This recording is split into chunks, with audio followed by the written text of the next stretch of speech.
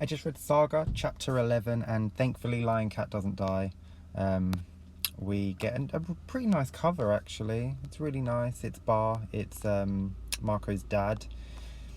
He's doing something with thread and some flowers. It's a really nice cover. And then we jump straight in, and first page. I don't need this. I don't enjoy this in my comic books. Don't need to be having sex, and they certainly don't need to be saying things like they say in this book.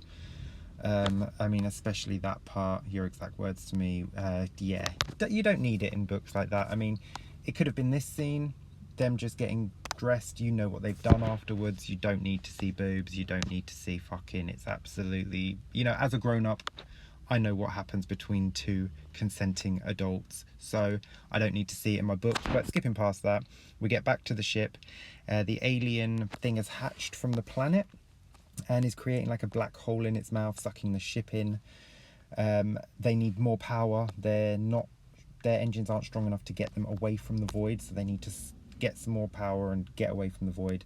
The Will has seen that Lion Cat has been sucked out, and he goes straight into superhero mode. I really want to see him with this hood on. I want to see what he looks like. Jumps out of the ship to save Lion Cat, which is fantastic. Grabs hold of her, gets his lance out, which is again more of a whip. Gets into the ship, and then Gwendolyn does a spell. I'm guessing she seals the hole, but they don't show that. She just scratches herself and says a spell, so I'm thinking she has sealed the hole, because then he speaks and they manage to get away. So yeah, it's like a magical seal. Maybe that's meant to be the magic. Yeah, okay, so it's like red outside and then it's blue, so she did do a magical seal. It's not very clear, but you understand what's happening.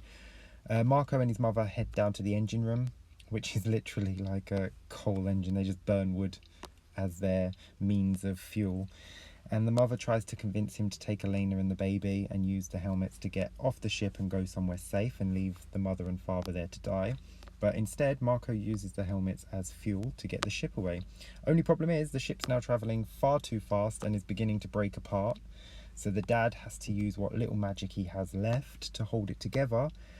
And in doing so, strains himself and his heart a little bit too much, and he collapses and dies, unfortunately. Elena tries to save him, but she can't, and Marco has a nice memory of his father, and then he and his mother just say goodbye, and it's really sad. And Hazel says that in the morning they cremated him in the belly of the ship, and she still has a scrap of the outfit that he made her, and she uses it as a bookmark. And you finish on this really lovely page. This is gorgeous. The colours on this page are absolutely lovely. Yeah, so that was a sad ending, but I'm glad that we saved Lion Cat, because I didn't want him to die. The Will is awesome. The way he just jumps straight out of the ship to save his friend is fantastic. He doesn't even give it a thought. He's just straight out there. Absolutely awesome. Yeah, apart from the first 2 pages, really good. Really enjoyed this one. I've got one more issue in this volume, which should be chapter 12. It should be the end of volume 2. So overall, volume 2 is looking so much better than volume 1, and I'm actually looking forward to reading the next issue. I don't know how that happened, but yeah. So until next time, take care and stay safe. Bye.